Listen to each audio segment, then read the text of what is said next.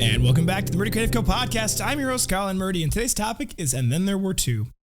But first, I want to say thank you to everyone who supported the company so far. If you haven't got a chance, go check us out on the web at murdycreative.co. That's M-U-R-D-Y creative.co. Or you can check us out on all of our social medias. The links are at the top of the website. Be sure to join our Discord server. The link is at the top of the description below in the video or at the very top of the website there as well. We love to talk with you there. We love to get insights. We do all sorts of behind-the-scenes stuff there, so check out our Discord server if you haven't already. And then there were two. Well, actually, technically three. And then there were three. We've had a wonderful team over the years. Various people have come and gone at various times. And there are certain people that have been so incredibly important to the culture of the Murdy Creative Company.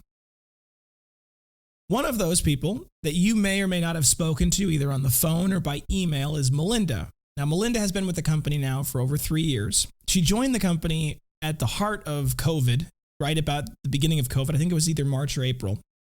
And she had been originally brought on to help us make masks. We did twill tape and things like that, and she was very good at that. And then as we went back to making journals that June, we were trying to kind of say who we're going to keep on, what are we going to do, and she was a great choice to do customer service. Now, Melinda had been a bit nervous, I think, originally with the concept, but Melinda is, if above all things, a good soldier, and she is the first and foremost to do whatever needs to be done. And so she said, sure, she'd give it a shot. And I remember those first few phone calls. She was wonderful. She did a very good job, but she was very timid, very shy, very anxious about doing the phone calls. And 3 years later, she has become an absolute consummate pro on the phone. She's also been an amazing person to do our emails, to handle customer service, to deal with the challenging people who have very difficult situations that sometimes come around. And she was very good at that. Melinda had a wonderful opportunity arise. And in the most recent performance review, I had said to her, I started it off, she brought her in. I said, how are you doing? I said, before we get started, is there anything you want to tell me? And she goes, well, I don't really know how to tell you, but I had this wonderful thing happen and I'm going to be moving.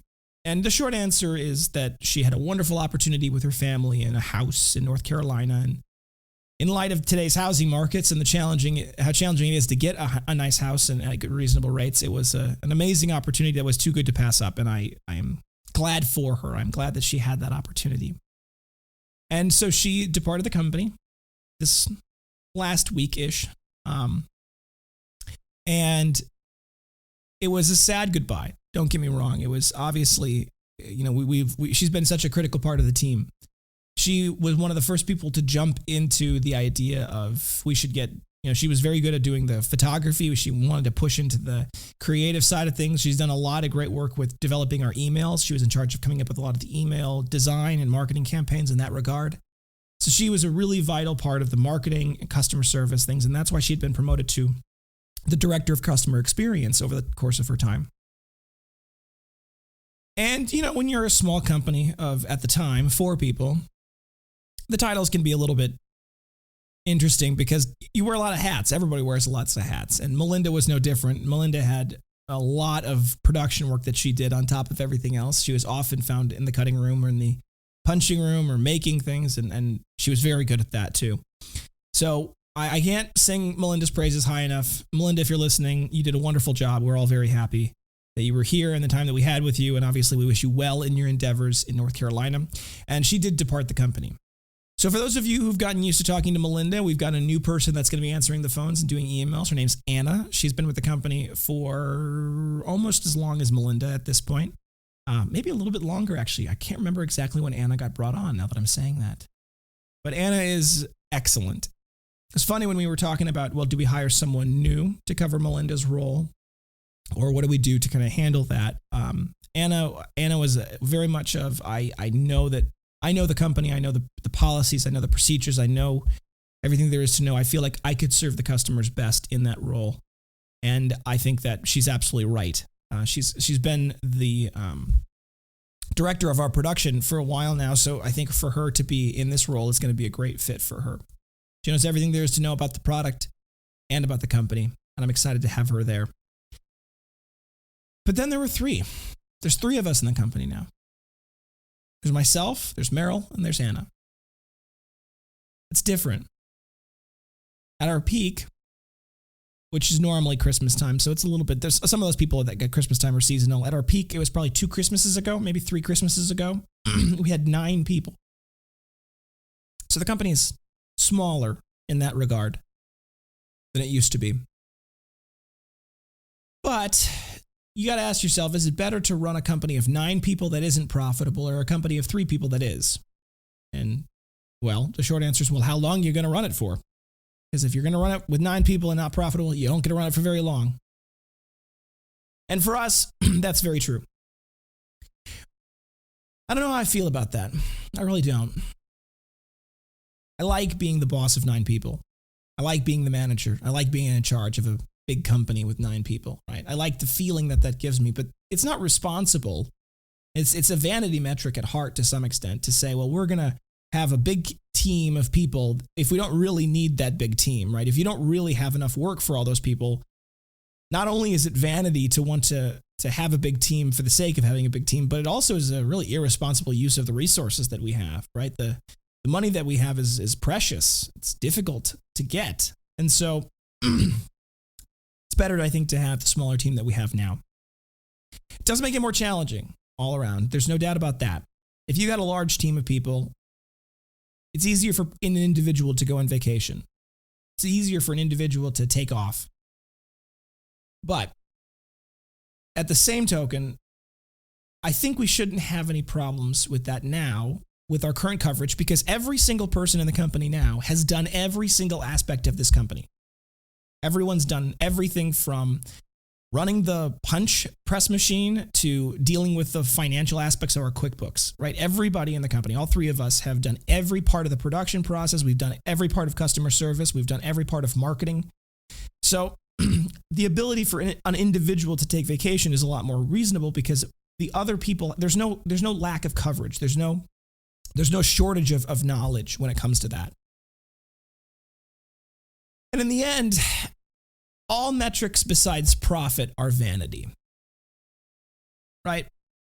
If you run a $10 million company that's not profitable, that's not really a good thing, right? If you run a $2 billion company that's not profitable, it's not a good thing. That's not to say that profit is the only thing that matters. That's by far not the case, right? You obviously have to have good quality products. You have to take good care of your customers. You have to take good care of your employees. You have to take good care of, your community, the planet at large, your environment. You have to take care of what you can take care of, right? Profit is not, you should not pursue profit at the expense of everything else. That is a terrible philosophy for business. However, at the end of the day, if your company isn't profitable, and it's not profitable for a long time, eventually it's not sustainable. It has to go out of business. So I have to deal with my own mental vanity projects and say, you know what, it is better for me to run this company at 3. And I will say it's a little bit easier, right? Having more people is challenging. Introducing more people into the environment always creates another variable, right? And that variable can be very positive, and that variable can be very negative. And it's not normally one or the other. It's normally both, right?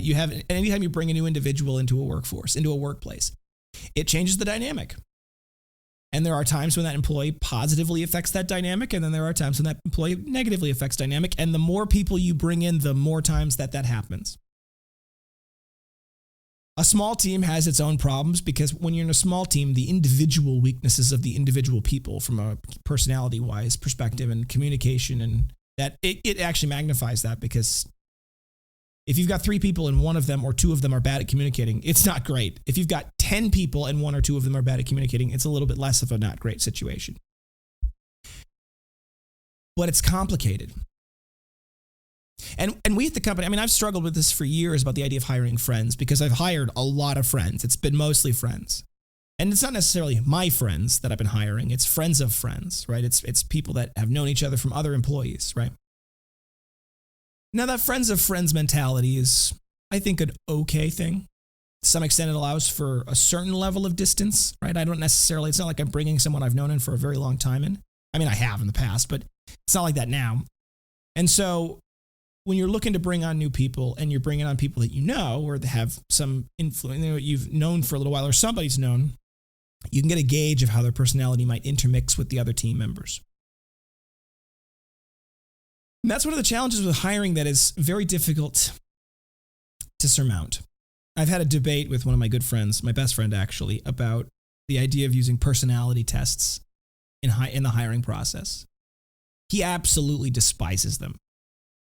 He is philosophically opposed to them, I think, but also practically opposed to them, which is a great position to be in.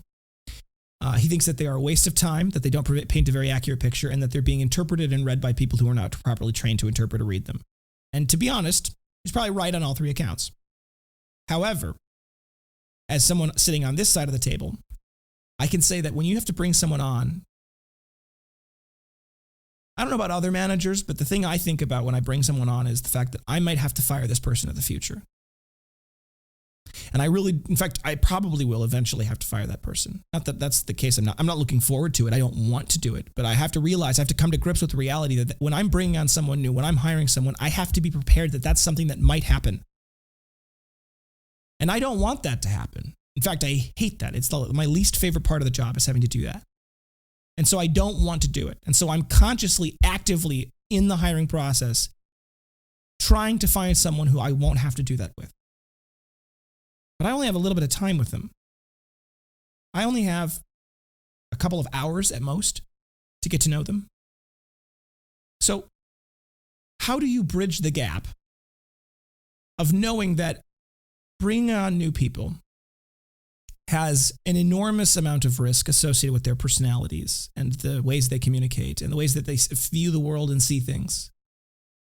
How do you bridge that gap where those things matter deeply, but you don't really have enough time to properly understand and know those things just from your interactions with them? Knowing that if you're wrong about hiring them, you will have to do something very painful and difficult. I don't know. The company's never asked for resumes before. We've never asked for personality tests. We've never done personality tests. I've wanted to, which has never done it. And I have to wonder if maybe I'm doing a disservice to people by not asking for resumes. I don't need your past job experience to reflect positively on how you can help the company per se, because we're going to teach you what you need to know to work here, right? But at the same time, if you've got experience in a role that is helpful, if you've got an experience in a job that's similar in some regards, that's probably to your benefit. Me knowing that's probably to the best thing. Now, I ask questions like that in the interview, right? Where did your last work? What did you think of it? What did you like? What are you good at? Right? Things like that. But it's hard. And so whenever someone departs, for better or worse, not only do they leave a hole, but they also prompt these bigger questions about bringing someone else on. Now, to be honest, the company will probably survive with just 3 people for a couple of months, maybe more. We'll obviously bring on seasonal people for Christmas because it gets crazy around Christmas here. But for the moment, I think we can manage. And I'd like to avoid having to go through the challenges of new people until we really need it, until it's really the labor demand is there to justify it. Because it's a disservice to the company as a whole, as an organization. It's a disservice to me as the owner and primary benefactor of the success of the company. It's a disservice to the person I bring on if we don't have the proper amount of work for them. If it's not the right thing to do to bring them on, if we don't have the labor demand to bring them on, then bringing them on is not responsible in any way, shape, or form. And it opens up a lot of potential negatives. Positives too, but. So that's what it's like. So what it's like thinking about this as a boss. Many of you, I'm sure, are individuals who work for someone else. It's pretty common. It's not that there's anything wrong with that, of course. That's a very good thing.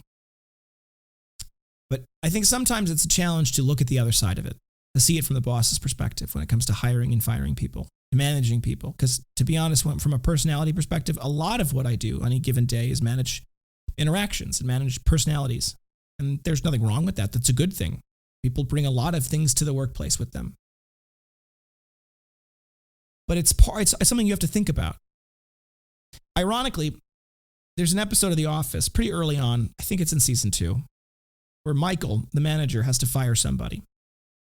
And it is a humorous episode because it's a comedy, but it's also a humorous episode in that it paints a really good picture of what it's like to be a manager and to have to fire someone, because Michael spends all day agonizing over it. Now, he does it poorly. Don't get me wrong. That's part of the joke, is that he does it very terribly. He fires people. It's a bad way to do it.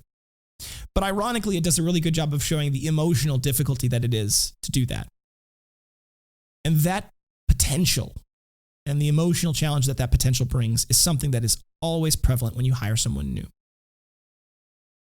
So we're going to get by with 3. And I think we're going to get by just fine. I think it will be good for the company for us to be able to have the excess profit that it will likely generate by doing so. Will it be difficult? Yes. I think there will be challenges with the labor needs. I think there are certain projects that are going to have to get backburnered a little bit because we need to focus on getting production done on time and properly and all those other things. And being short a person is difficult in that regard. But we will make do. And obviously, we wish Melinda all the best in North Carolina. She's going to be a wonderful asset to whoever she goes to work for. She is an excellent, excellent worker. She's got a great personal integrity. She's got a very strong sense of whatever needs to be done, I'll do it. And that is a valuable asset no matter where she goes. And I'm confident that whoever we bring on next will be a good asset to the company as well. Will be someone who brings something good to the workshop. And we're very excited to have Anna in her new position as the person who's talking to you. So you reach out to Anna and you have questions. Anna will be happy to help.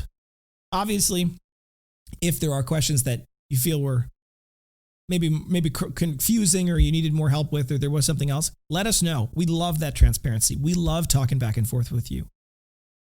It's really important when there's a team of 3 people to have good communication with our customers, because to some extent, you are the 4th member of the team in that moment.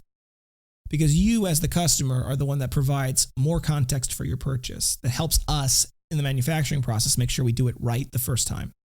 So we want that more communication always. And Anna's going to be excellent if you call her on the phone, or if you want to reach out to us via email. Anna will be the person to help. And she's very good at this, so I'm very, very excited to let her do it. Thank you guys for tuning in today. Be sure to check back in next Thursday for that next topic. And don't forget to check that subscribe button as well as the notification bell to get notified right away of new episodes when they launch. If you have any questions or concerns about any of the products we sell, you can reach out to us on the website at Murdy Creative Co. On the main page, there's a contact form. You can also send us an email directly, SALES at murdycreative.co, sales at murdycreative.co. You can give us a phone call, 414-434-9001. We're available Monday through Friday, 8 a.m. to 4 p.m. Central Time. You can also text us at that number as well, 414-434-9001. We're happy to help in whatever way we can. If you think we deserve it, a good review can go a long way to help us grow, both a review on the podcast and whatever app you're listening on, as well as a review on the product itself if you have one. You can go to murdycreative.co/review to leave a review. You can also go to murdycreative.co/reviews to read our reviews. We love hearing from you guys. We've had some wonderful reviews. Right now, they're going to Google, and you can leave a review on Google there. That helps us and helps our Google SEO. So we definitely appreciate those of you who've done that and continue to enjoy your product. Word of mouth is the best form of advertising, so tell your friends, tell your family, tell your enemies about the company. Be sure to get a little something for doing that by going to the bottom left-hand corner of the main page of our website. There's a little rewards button. You click on that. It'll open up the rewards panel, which will go into details about how you can redeem rewards points and you can generate rewards points and how you can get something for sharing the company with your friends and family. If you have any podcast topics you want to hear more about, send them my way. I'm always looking for something to talk about. So feel free to send us any requests you have. You can either do that via the Discord, or you can send us an email or a contact form, or text us or call us, or any of the other ways that we have of reaching us. And leave it in the YouTube comments below. If you have a podcast topic you want to hear about, tell me. I want to talk about it. If you're looking for custom engraved items, we have no minimum order quantities and no setup fees. It's just a simple flat fee, normally about $15. You can build your own custom engraved item by going to any of the product pages on our website and clicking on the blue Add Logo button. When you click on that button, it'll take you to a custom version of that product. You can select all the variants you want, and then you can hit Add to Cart. Launch Customizer. When you launch the Customizer, which is another blue button on that custom product page, you can add logos, you can add text, you can resize, rotate, reposition, do all sorts of great, creative activities with that, and then hit Add to Cart. That'll add just one of the product to your cart, because you can buy just one if you would like. However, if you would like to get a whole bunch, we do have bulk discounts available. The bulk discounts are on every product we sell, not just on the custom versions of them. So you can get a bulk discount on any product, but once you've got that custom version of the product, if you want to get that, you can change the quantity right then and there. It is purely based off the total cart quantity. The bulk discount is purely based off the total cart quantity. So you can add everything to your cart, mix and match to your heart's desire. You can get a custom thing mixed with a regular item that's not customized. You can mix that with an accessory and a binder and all sorts. Add them all to your cart and hit checkout. The correct discount will automatically apply based off of the eligible items in the cart, and it'll be all ready to go so you can just check out. If you're curious about what that bulk discount program looks like, you can feel free to send us an email at sales@murdycreative.co, sales@murdycreative.co. I'd be happy to talk about it with you and give you more information. Otherwise, like I said, you can get just one. Thank you so much for tuning in. Have a great day, and goodbye.